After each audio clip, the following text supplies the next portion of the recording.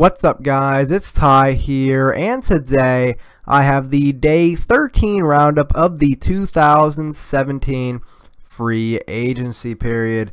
And today, not too much happened, but a few signings happened, but nothing here in the roundup, but just a little bit of news, and then we'll go over some of the top free agents still left. And let's first go over Chris Bosh contemplating an NBA comeback, says his health is great. So, Chris Bosh, after being waived from the Miami Heat, might be returning. We don't know for who, but he says he feels good, and if he feels good, then he might. Wait, PG was aware of possible trades to the Warriors. Oh my gosh, no way. The Utah Jazz waived Boris Diaw before his guaranteed date.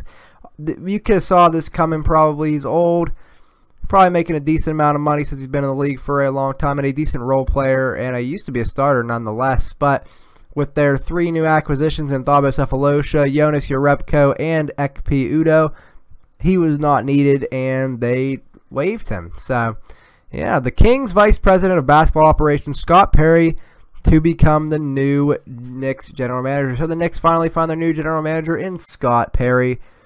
And yeah, there you go, Knicks fans. You happy to see you actually have a freaking general manager? I'm sure Cavs fans would like a general manager here soon.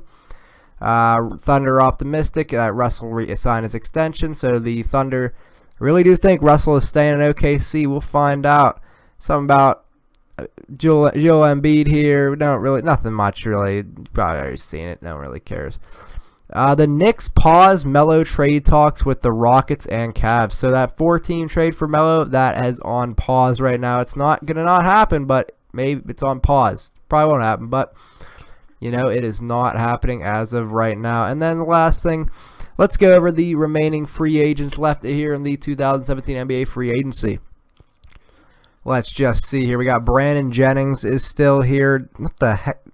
Brandon Jennings is still here.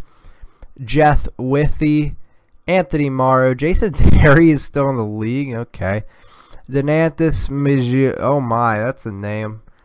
Terrence Jones, who's not that bad of a player. 10.8 points a game, 5.7 boards a game. Not too shabby. See on the board. Ty Lawson, veteran of the league. Decent player. Darren Williams, also a veteran of the league. Still not a bad player, just kind of getting up there in age. Willie Reed. Don't know too much about Willie Reed, but he's obviously a little bit younger. JaVale McGee, he's still on the board. We're not really looking through these guys as much. Tony Allen, obviously we know that the Los Angeles Clippers and the Minnesota Timberwolves have interest in him. 9.1 points a game, 5.5 boards a game, 1.6 steals a game. That's really good for him. He's a great defensive player. Ian Clark, formerly from the Golden State Warriors here, just another role player. We're not really looking at the role players. Andrew Bogut, don't forget about him. Didn't score like any points, but the dude could get boards. That's all that really matters from Andrew Bogut, former #1 pick. And yeah, he hasn't really been that good. Alex Len, I think he's around 25, 26, so he's still kind of young. And he gets about 8 points a game, 6.6 boards a game. I actually drafted him in my fantasy team this year. I thought he'd break out, and he did not. So obviously, Derrick Rose. When will Derrick Rose be signed? He needs to sign soon. 18 points a game, 4.4 assists. He's not a bad player. Everyone thinks Derrick Rose is terrible. 18 points a game is not that bad. If you can put him in the bench, he'd be great. Oh, my God.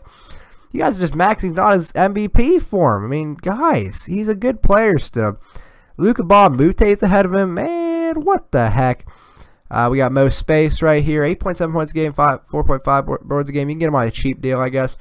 Nikolai Mirotic is going to want way too much money. I don't think he's worth it for 10.6 points and 5.5 rebounds a game. That's just my opinion. Manu is just way too old. Sign him on a veteran contract. Jonathan Simmons, I'm real big on Jonathan Simmons. His stats might not show it, but I am big, very, very big on whoever signs Jonathan Simmons. It'd be a great, great signing. David Lee is still out there.